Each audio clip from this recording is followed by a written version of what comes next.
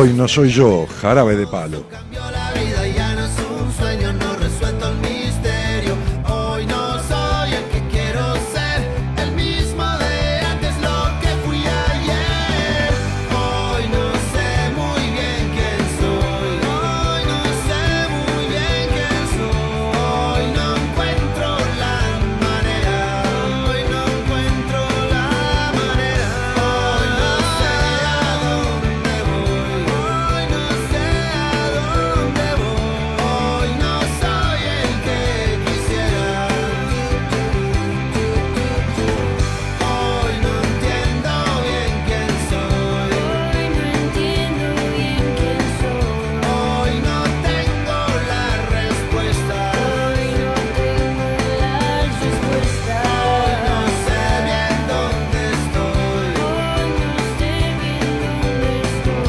Hoy no soy el que quisiera. Hoy siento un problema, un cero a la izquierda. Hoy no soy yo.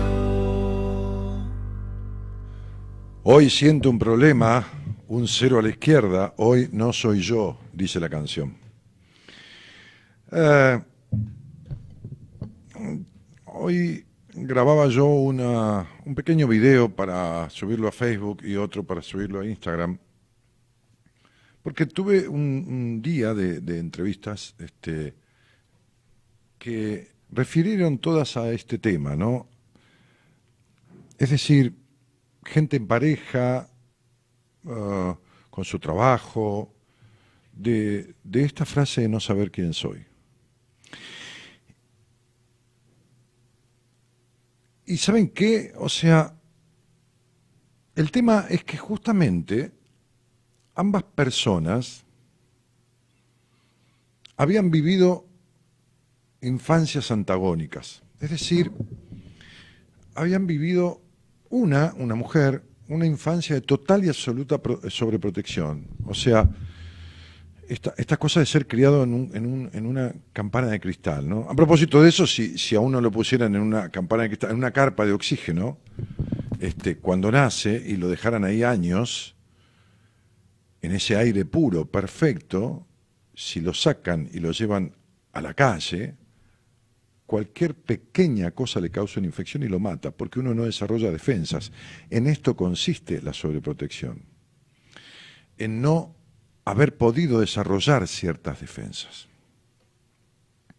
El sobreprotegido tiene esta cosa de recibir y recibir, y luego queda aniñado, porque esa cuestión de recibir hace que no genere anticuerpos, que no genera propia defensa, no genera formas. Y entonces se vale en lo más mínimo, generalmente transita lo mínimo. En lo contrario, el hombre, varón, digo, el otro era una mujer, sucedió todo lo contrario, un hogar muy disfuncional en cuanto a lo antagónico, en cuanto a maltrato, en cuanto a desestimación, en cuanto a un hogar con falta total de disfrute.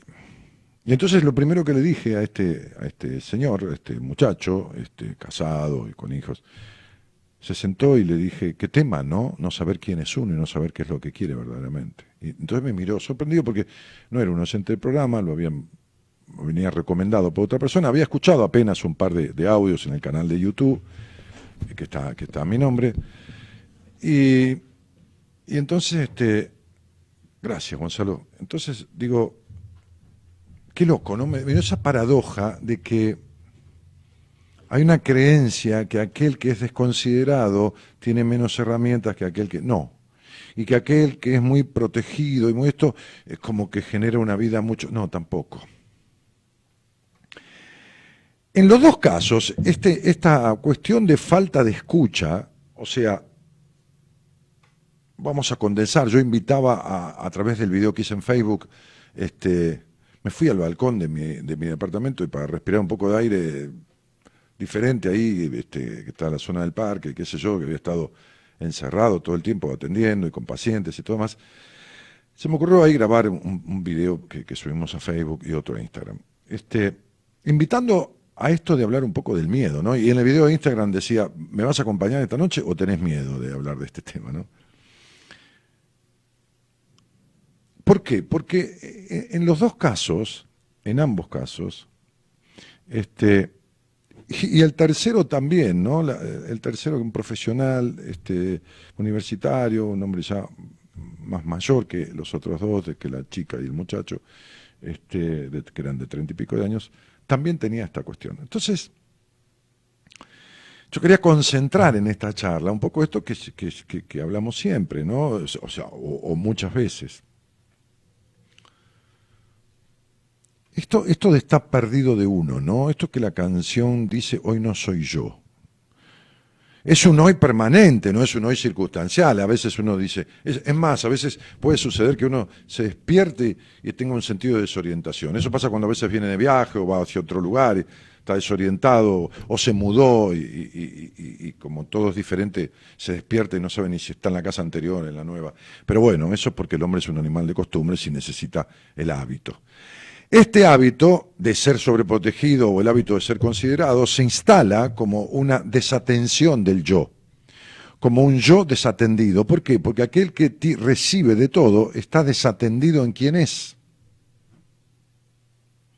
Nadie se pregunta quién es, sino lo que tiene que recibir. Entonces le damos y le damos cosas y lo abastecemos y elegimos por él y esto o por ella. Bueno, es lo mismo, no lo dejamos desear. Sería como darle comida y comida y comida y comida a alguien y no preguntarle si le gusta o no le gusta y dejarlo que un día aprenda a cocinarse o que se haga de comer solo, aunque sea un sándwich. No, es lo mismo. Entonces, aquel que fue sobreprotegido carece de deseo propio y aquel que fue desconsiderado carece de deseo propio, porque nadie atendió sus deseos, no sabe lo que es desear. Y el otro no sabe lo que es desear porque es todo provisto, no tiene tiempo de desear. La primera de estas dos personas más jóvenes estaba padeciendo desde hace tiempo ataques de pánico. Ayer atendí a una señora que tiene cerca de 50 y pico de años, que no solo tiene ataque de pánico, sino que tiene trastorno obsesivo compulsivo. Yo le comentaba que tenía una paciente en Estados Unidos, a propósito se lo comenté, que se lavaba las manos entre 40 y 50 veces por día. Ella me dijo que lo mismo. Esta señora hace 28 años que hace terapia. 28 años con 4 o 5 psicoterapeutas diferentes, que viene en proceso en terapia y tiene esos rituales todavía y tiene esas fobias, esos miedos. La mujer de hoy de 36 años, una chica más joven, también tiene ataques de pánico. Buscaba yo en un apunte, en un escrito voy a arrancar por este tema, para quien lo haya tenido o lo tenga, y explicarle un poco a qué refiere. Buscaba yo un apunte de un médico psiquiatra que escribe, a veces en una revista, que suelo citarlo, y que él habla del miedo normal, ¿no? Yo prefiero diferenciar el miedo del temor. El temor sería lo sano, lo normal, temor, que en realidad es una señal de alarma bien calibrada, que se siente en el cuerpo y en el momento apropiado frente a un peligro. Y ese temor, ese miedo normal al que refiere este psiquiatra, este psicoanalista, al que yo le llamo temor, el sano temor, se da en los seres humanos y se da en los animales también, que ante un peligro inminente se prenden señales de alerta, hay una alteración química en el cuerpo, se bombea adrenalina, puede haber palpitaciones o puede haber una hiperventilación o puede haber esas cosas circunstanciales que desaparecen cuando el peligro amenazante desaparece. ¿Se entiende? O sea, viene un tipo, te apunta con un revólver, altera toda la química del cuerpo, la adrenalina empieza a funcionar, hay temor, hay una cosa que puede entrarse en el terror, porque es lógico, si el tipo agarra, te manotea el celular y se va corriendo, todos esos indicadores de alarma, que el cuerpo es una cosa maravillosa, despierta, desaparecen. Van bajando, va bajando, va bajando, va bajando, va bajando, uno después queda cansado, agotado, pues fue un estrés muy fuerte, fenómeno. Esto pasa en los animales, ¿no? Es decir, cuando un león corre un venado, el tipo va ferozmente gastando su adrenalina en la violencia de la potencia de su correr por el miedo que tiene atroz a ser devorado. La diferencia es como la estructura psíquica, mental del hombre es mucho más profunda, es mucho más compleja, digamos, el animal es más primitivo. La diferencia es que el hombre genera miedos, ahora sí, no temores, que los animales no generan. ¿Por qué? Porque son miedos ilusorios, son miedos que están despertados por cuestiones que no existen en la realidad o que incluso pueden existir al futuro o en el futuro. O sea, los animales no padecen miedos inventados, digamos. Estos miedos, fíjense que para que nos entendamos yo separo, no como el profesional aquí, no es que lo corrijo, que él tiene su forma, yo separo miedo de temor. Le llamaríamos temor a lo sano, a lo fundado, a lo que está fundado en una realidad, a lo lógico, y le llamaríamos miedo a lo ilógico, a lo irracional. Entonces, digo, esos miedos tienen diferentes escalas. Se transforman en algo patológico y se transforman en algo difícil de controlar. Entonces sería, van pasando o van recibiendo nombres según la escala.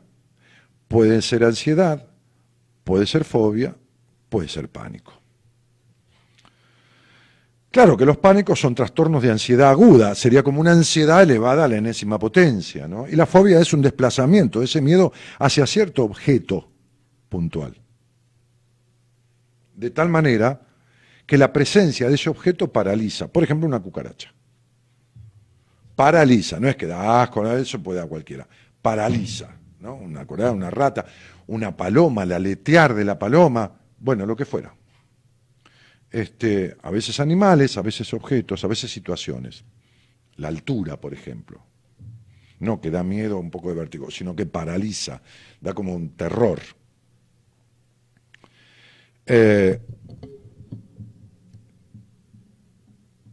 Quien lo padece una vez, es decir, el ataque de pánico,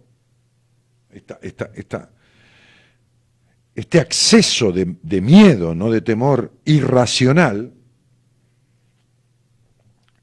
queda pegado a esa circunstancia. Y si eso no se repite, suele quedar en estado de alerta ese individuo por lo que se llama el miedo al miedo. Es decir, el miedo a que vuelva el ataque de pánico. Entonces, si hay algún otro episodio, se llaman episodios, así aislado, no recurrente, continuo de un par de veces en el día o de 3, 4 veces en la semana, ya la persona queda institucionalizada en la defensa de esta cuestión y empieza a arbitrar mecanismos de defensa, que son moverse por zonas de seguridad, tener determinados anclajes, por eso el celular, que es una manera de tener como un cordón, ¿no? de atadura a alguien, o estar cerca de personas que sienten que le dan seguridad. La otra vez había un oyente que salió al aire y decía, mi mamá, era una mujer, una contadora, mi madre es todo en mi vida. Bueno, yo le dije, si tu mamá es todo, vos no sos nada, ¿no? Tenía una paciente yo que vivía pared con la madre, ¿no? O sea, sí, no podías pegarse nunca, era una mujer de 40 y pico de años. Entonces, digo, desde este lugar, estos miedos que precaven, estos temores que precaven y que son normales, digamos, coherentes en los animales y en las personas, pero esos miedos anormales, irracionales que son solo en los seres humanos, producen todos estos mecanismos de zonas seguras, de no alejarse, de esto, de lo otro, y también llevan a una cuestión de la sensación de locura, ¿no? Y la sensación de incomprensión. Máximo si el individuo está en un entorno, por ejemplo la familia, en donde todos creen que esto es una enfermedad mental. Porque no tienen el criterio ni el conocimiento. Imagínense ahora que es muy popular esto, hace 20, 30 años peor todavía porque era más desconocido. Entonces, ni siquiera muchos terapeutas o muchos médicos accedían a esto hace 30 años. No tenían ni idea de lo que era. El individuo internamente suele sentir frustración, dice acá el psiquiatra, preocupación y especialmente mucha vergüenza de que se conozca su realidad. Y más aún si en su fuero íntimo se considera portador de un trastorno mental, como decía yo, en especial en su familia o en su lugar de trabajo. En realidad se trata de un trastorno emocional psicobiológico, porque altera todo el funcionamiento del organismo con sudor, con sequedad de la lengua, con transpiración, con frío en las manos, con diferentes cuestiones. Altera la química, o sea, lo biológico del cuerpo, a partir de la mente y de ese miedo totalmente inventado a morirse, a esto, a algo, qué sé yo a qué cosa, ¿no? A la oscuridad, como si fuera otras fobias como la claustrofobia, de repente, ¿no? Una persona que hay aire para que respire toda la noche aquí dentro y le cierran todo, como está cerrado acá, y chau, se ahogó, se ahoga, ¿no? No que se ahogó, que se muere, pero entra en una situación de ahogo muy fuerte, como si no hubiera aire, realmente. O hay personas que tienen absoluto terror a la oscuridad. Entonces, digo, esto no es un estado de locura, ni tampoco, muchas veces estas personas piensan en la muerte, o piensan en morirse, o piensan en matarse, tienen fantasías suicidas, como la idea de matar el problema cuando en realidad se matan ellos. Esto implica para la curación, para sanar este asunto, atender la conflictiva psicológica subyacente, al igual que los cambios hormonales y neuroquímicos, es decir, medicar para bajar esas crisis de ansiedad, regular y tratar todo el aparato psíquico, tratar lo psicoemocional del individuo, porque de ahí provienen. Bien, hasta ahí el tema, digamos desde esto conceptual, desde el miedo irracional. Ahora bien, ¿a dónde se funda todo esto? Todo esto se funda en ese terror a ser sí mismo. En ese terror a ser sí mismo. Esas personas que van por la vida mostrando que está todo bien, ocultando sus cuestiones. Y no estoy hablando de el 30% de los hombres, por ejemplo, que tienen disfunciones sexuales con erección, falta de erección, eyaculación precoz, y que tienen vergüenza de... No, estoy hablando de cosas que son mucho menos íntimas, que no atienden a la genitalidad, que es el área vergonzante del ser humano, ¿no? El miedo a ser uno mismo, el miedo a opinar en un círculo como uno quiere opinar. El miedo a no ser querido y despojarse de estructuras y de deseos con tal de ser querido. El miedo a ser abandonado y generar una celotipia, accesos de, entre comillas, enfermedad de celos o enfermedad de celos. La persecución del otro, el encierro, el control. La falta de confianza en sí mismo, aquel sobreprotegido y aquel desconsiderado no tienen confianza en sí mismo. No tienen confianza en sí mismo. Atendía yo a un señor que la madre era muy melancólica y sufrida y el padre golpeador y rígido, y le pasa lo mismo.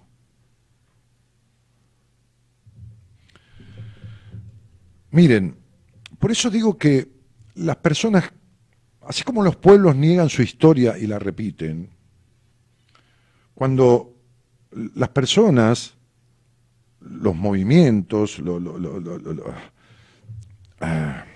la ciencia, niega también la historia. Es como negar la existencia de la penicilina para curar una infección, que a veces resulta, pero hay muchos sustitutos por las alergias, pero digo, no se puede negar a Fleming y negar la penicilina. Fíjense una cosa, ¿no? No se puede tampoco negar a Freud. Y no porque yo sea un tipo psicoanalíticamente ortodoxo, ¿no? Pero fíjense que Freud decía, entre tantas cosas que dijo, no puedo pensar en ninguna necesidad en la infancia. A ver, compartamos esto, despacio. Decía Freud, y yo comparto esto,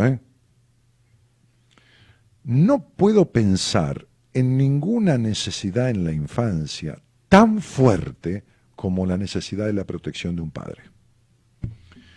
Fíjense que no vamos acá a decir que es más importante, pero sí que es más trascendente para la vida hacia afuera después.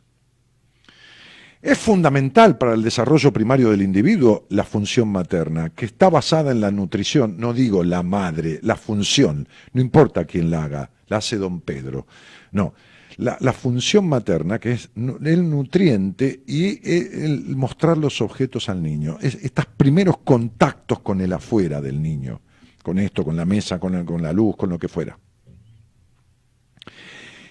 No puedo pensar en algo más importante que en la protección del padre en la infancia, dice Freud, porque esa sensación de protección habilita después al mundo.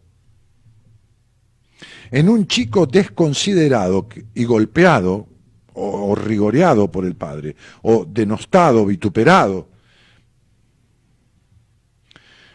por la función paterna que debe habilitar. En otro sobreprotegido por el padre, encerrado por esta cosa, oh, mi chiquita, que dejan estas huellas, es falta de protección. La sobreprotección es falta de protección. De sana protección. Entonces, desde algún lugar, estas actitudes generan, me decía hoy una chica sobreprotegida, ¿no? Dormí con mis padres, no con ellos, pero sí en el cuarto de ellos hasta los 9 años. Eso es perverso de toda perversión.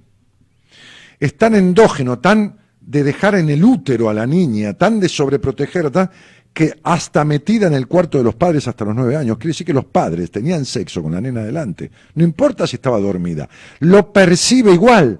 Y entre sueños un chico se despierta y cuando ve la imagen, ¿cuánta gente viene a mí y me cuenta cosas que no contó en su terapia? La señora de 28 años de terapia, 28 años, como le decía hoy a una persona que le referencié eso, le decía, vos me crees, yo no tengo por qué mentirte. Me dijo, sí, yo te creo. Por supuesto, 28 años de terapia.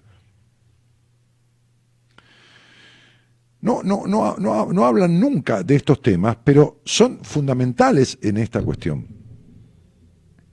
Entonces, digo, desde este lugar, lo absolutamente endogámico, atrapante adentro de la cosa uterina, con la casa como un gran útero, el entrampamiento, el atrapamiento, es la anulación. Sería que hace tanto daño dar de comer todo el tiempo a alguien como no darle de comer nunca. De la misma manera la desconsideración. Ahora, todo esto genera inseguridad, falta de confianza, y esta falta de confianza genera necesidad de aprobación. Entonces el individuo tiene un falso self, en inglés un falso yo, un falso sí mismo, un sí mismo que no conoce. Y es tanto el terror a animarse, que ese miedo patológico, animarse hasta la expresión libre, hasta estar en una reunión y dar una opinión libremente por miedo a que no les coincida a los demás, se transforma en una anulación del yo que es desestructurante. Y entonces el ataque de pánico también, o la fobia, también es un recurso para no modificar nada.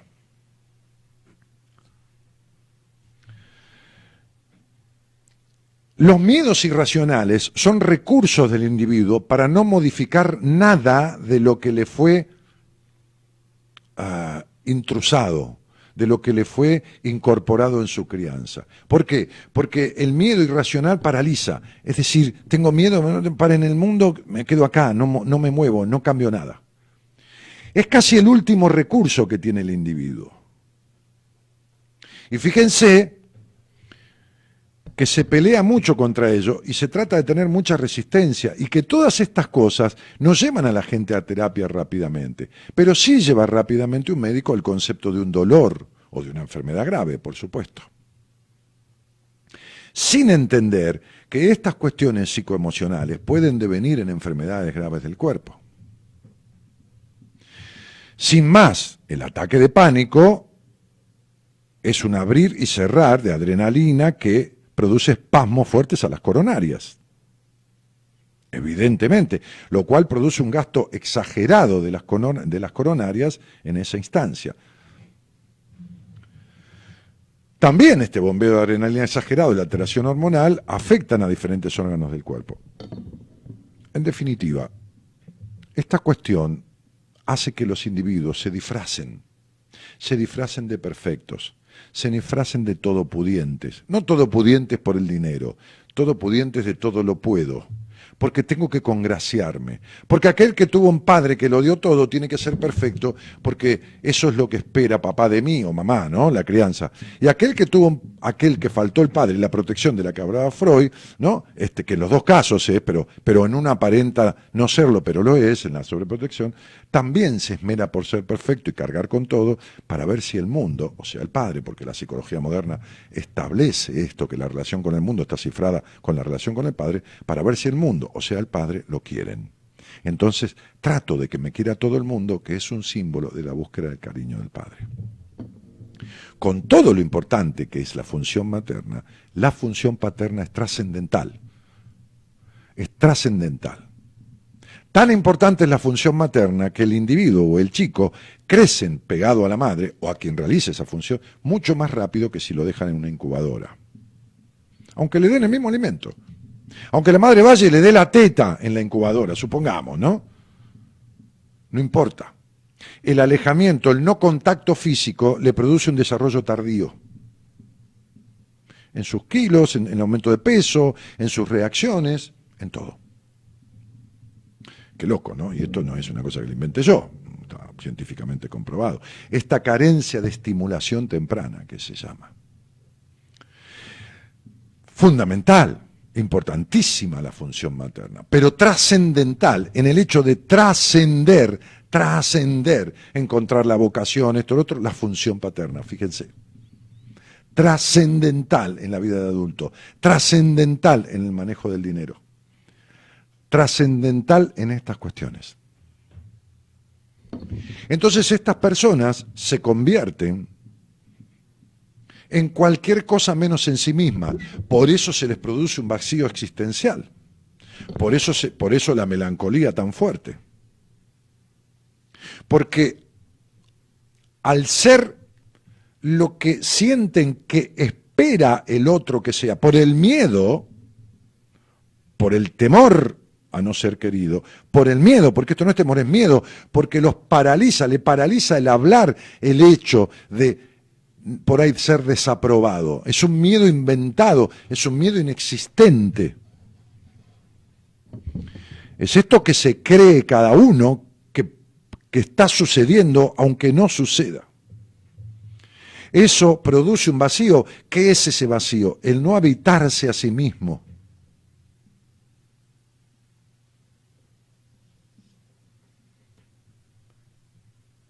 Entre medio yo les quiero agradecer infinitamente estas demostraciones tan grandes de cariño y de afecto que recibo, que algunas personas no escuchan bien, cada uno escucha lo que quiere, yo también escucho lo que quiero, cada uno escucha como escucha, ¿no? O sea, uno lo ve rojo, el otro lo ve naranja, el otro ve colorado, el otro ve violeta, el otro ve color obispo, qué sé yo. De esta cosa cuando yo voy diciendo a veces que voy a ir retirándome de la clínica es atender pacientes, ¿no? Que decidí dedicarme mucho a esto los últimos 5 años, y que lo decidí con mucho cariño, y lo hago con mucho cariño y con mucha vocación, y quienes son pacientes míos o lo fueron lo saben perfectamente, con mucha pasión. Y que dejé de ir a dar charlas y dar talleres, no seminarios, porque seminarios necesitan 3 días y el lugar donde los hago es aquí en Buenos Aires nada más, y hay que llevar todo el equipo, pero sí talleres como daba antes, talleres vivenciales sobre temas diferentes en diferentes lugares del país.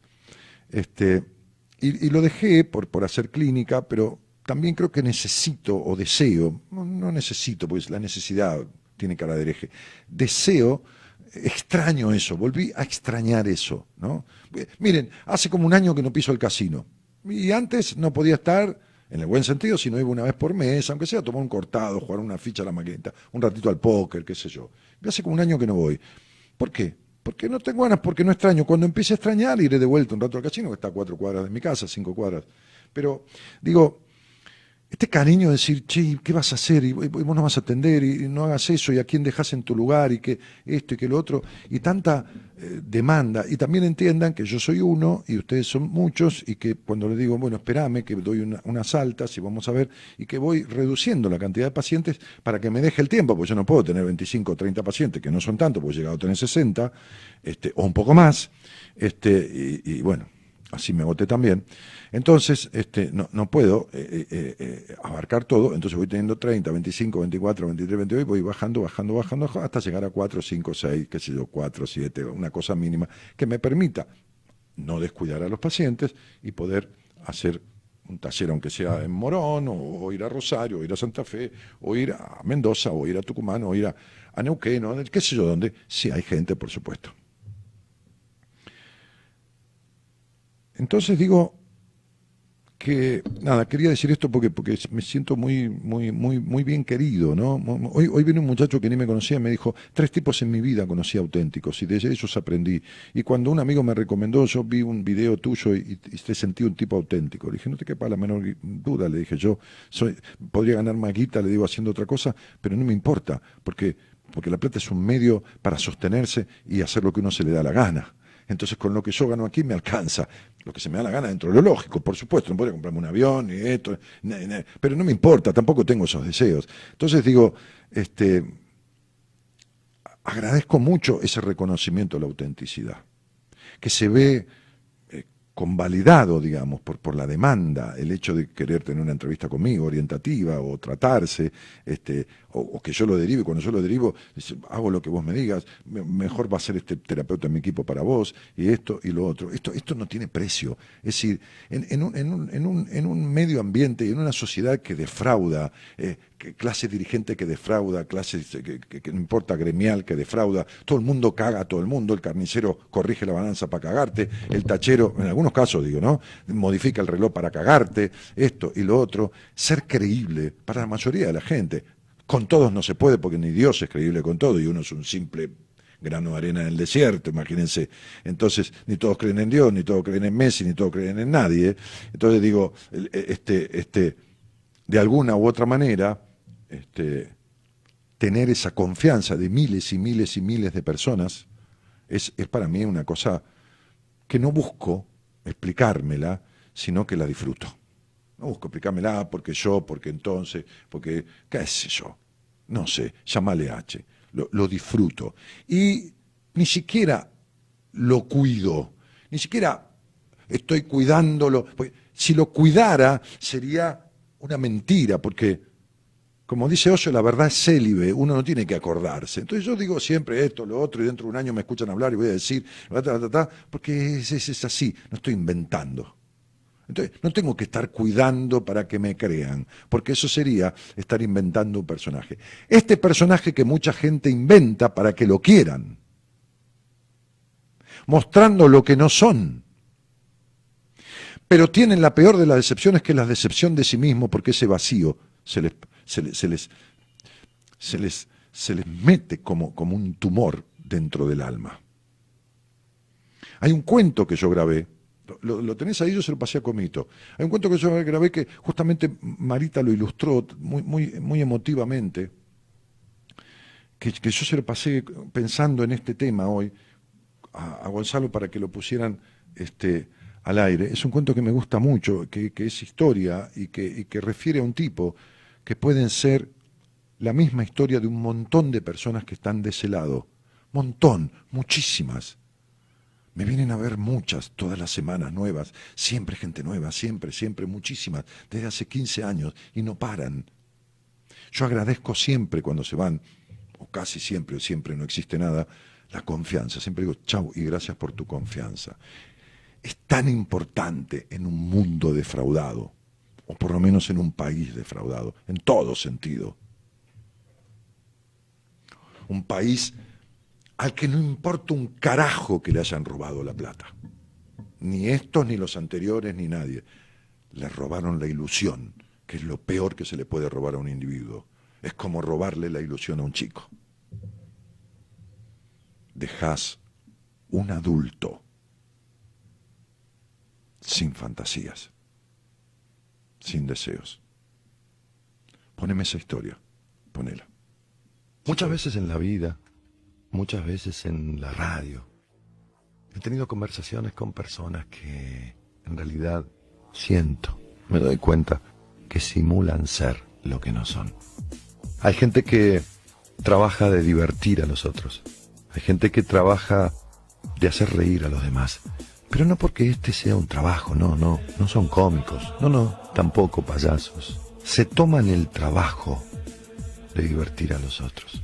Se toman el trabajo de estar siempre bien para todo el mundo, claro, menos para ellos mismos. Y cuando llegan a su cuarto, cuando los encuentra la noche, entonces sienten la soledad que lastima, o la soledad que regocija, la tristeza por no ser como son, por no mostrarse como sienten. Hay personas que con tal de tener el cariño de los otros, hacen cualquier cosa, hasta dejar de ser ellas mismas. Hay una historia en verso, en poesía, que cuenta algo parecido a lo que le sucede a mucha gente. Viendo a Garrick, actor de la Inglaterra, el pueblo al aplaudirlo le decía: eres el más gracioso de la tierra y más feliz, y el cómico reía. Víctima del estrés, los altos lores, en sus noches más negras y pesadas, iban a ver al rey de los actores y cambiaban aquel estrés por carcajadas. Una vez ante un médico famoso, llegó un hombre de mirar sombrío. Sufro, le dijo, un mal tan espantoso como esta palidez del rostro mío. Nada me causa encanto ni atractivo, no me importan mi nombre ni mi suerte. En un eterno dolor muriendo vivo, y es mi única pasión, la de la muerte. Viajad y os distraeréis, dijo el médico. Tanto he viajado, contestó.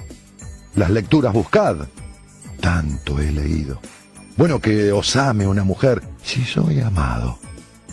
Un título adquirid, noble he nacido. Pobre sois quizás, tengo riquezas. De adulaciones gustáis, tantas escucho. ¿Qué tienes de familia? Mis tristezas. ¿Vas a los cementerios? Mucho. Dime, de vuestra vida actual, ¿tienes testigos? Sí, pero no dejo que me impongan yugos. Yo les llamo a los muertos mis amigos y les digo a los vivos mis verdugos. Me deja, agregó el médico perplejo, vuestro mal, y no debe acobardaros tomar hoy por receta este consejo. Solo viendo a Garrick podréis curaros. ¿A Garrick? Sí, a Garrick, hombre. La más remisa y austera sociedad lo busca ansiosa. Todo aquel que lo ve muere de risa. Tiene una gracia artística asombrosa. Y a mí me hará reír, doctor. Oh, sí, os lo juro. Él sí, nada más que él. Pero, ¿qué es ese rostro? ¿Qué os inquieta? Así, dijo el enfermo, no me curo. Yo soy Garrick. Cambiadme la receta. ¿Cuántos hay, cansados de la vida, enfermos de pesar, muertos de tedio, que hacen reír como el actor suicida sin encontrar para su mal remedio? Hay cuántas veces al reír se llora, nadie en lo alegre de la risa fíe. Porque en los seres que el dolor devora, el alma llora cuando el rostro ríe. Si se muere la fe y huye la calma, si solo abrojos nuestra planta pisa, lanza a la faz la tempestad del alma un relámpago triste, la sonrisa. Y así, el carnaval del mundo engaña tanto que las vidas son breves mascaradas. Aquí aprendemos a reír con llantos y también a llorar con carcajadas.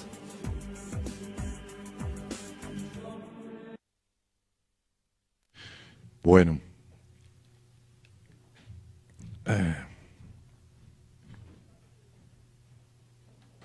cuando yo escuché esto grabado por mí hace muchos años, que forma parte de un CD que acompañó a mi primer libro, creo, Entre vos y yo, Y lo vi así, me emocioné, porque en algún momento yo también, en un momento fui Garrick, en algún momento era el tipo del está todo bien, del todo poderlo, el gran empresario, apenas un joven. Y me emocionó el saber que, o el darme cuenta, que había podido salir de eso. Y que por eso, fundamentalmente, porque confieso que he vivido, como dijo Pablo Neruda, puedo acompañar a muchas personas a salir de lo suyo. Como seguramente hay oyentes que han sido pacientes míos, u otros que han vencido los ataques de pánico, o los miedos irracionales, o ese miedo a ser sí mismo, y saben los beneficios que esto trae. Hablaría con cualquiera de ellos que haya transitado esa transformación, haya sido paciente mío o no lo haya sido, no importa eso, no se trata de dar testimonio, no es una iglesia evangélica esto, ni queremos el diezmo de nadie, pero digo, que hablaría para que simplemente, ¿no? Si lo hubiera, no es necesario, ni convoqué a ningún paciente, pero digo, para que inspire a los demás, justamente a que comprendan lo que se siente, valga la redundancia, cuando se inspira un aire diferente, el aire de la libertad,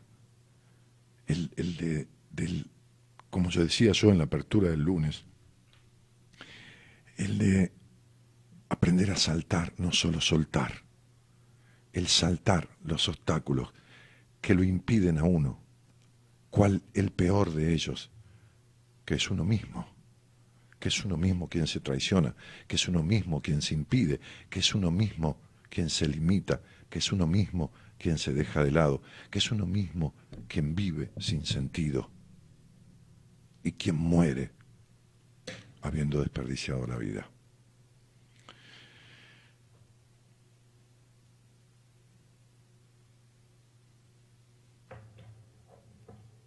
Hay una historia con la que quiero cerrar, un cuento que nunca conté, y agradecerles estar presentes en este programa tantos años, u hoy simplemente, acompañarme tanto tiempo en esta transformación que yo también fui haciendo a partir de acompañar a transformarse a los demás. Y esta historia dice que cierta vez un hombre temeroso, con estos miedos infundados, estas creencias irreales que la mente fantasea, le dijo a su mujer, mujer, ¿no estaré muerto? Y la mujer lo vio pálido y los ojos expectantes y se acercó a él y le dijo, pero no, tonto, ¿qué vas a estar muerto? Tócate los pies, le dijo, ¿no? Y la mujer le acompañaba las manos para que él se estirara y tocara los pies, y luego agarrate una mano con la otra, le decía, y tocátela, y sentí que están tibios. Si te hubieras muerto, estarías frío. Si te hubieses muerto, estarías frío, ¿entendés? Le dijo. Y entonces el hombre, con este contacto con el otro, esta dependencia del otro, que le asegura cosas que él no tiene seguras, como son los temerosos de vivir, que necesitan que alguien les asegure la aprobación, el esto, lo otro, ese mensaje, porque no pueden consigo mismos, no pueden sostenerse, se quedó tranquilo y entonces entró en paz. Vivía casi en los límites del pueblo, en una cabaña con su mujer. Y hacía algunos tiempos que no iba a echar árboles para ya entrado el invierno, traer un poco de leña para sumarle a la que había quedado del año anterior. Así que fue para allá.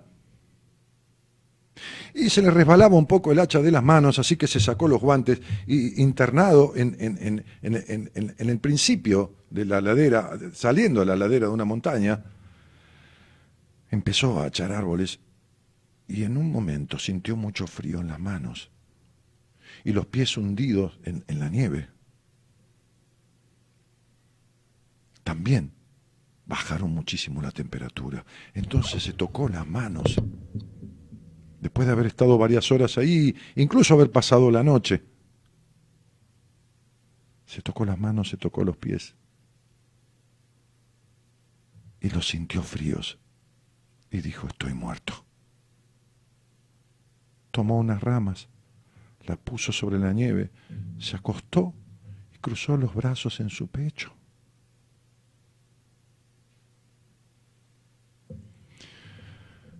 Y de repente entonces algunos lobos depredadores que andan dando vueltas con la poca comida que hay en invierno cuando todo está nevado, se acercaron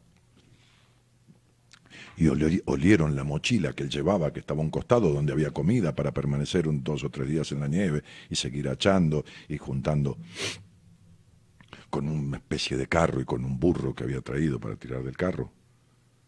Y entonces destrozaron la mochila y se comieron la comida de aquel hombre, que pensaba, tirado sobre la nieve, sobre unas ramas, pensaba: estoy muerto, porque si no estuviera muerto, tomaría mi arma y echaría a esos lobos a los tiros, pero estoy muerto.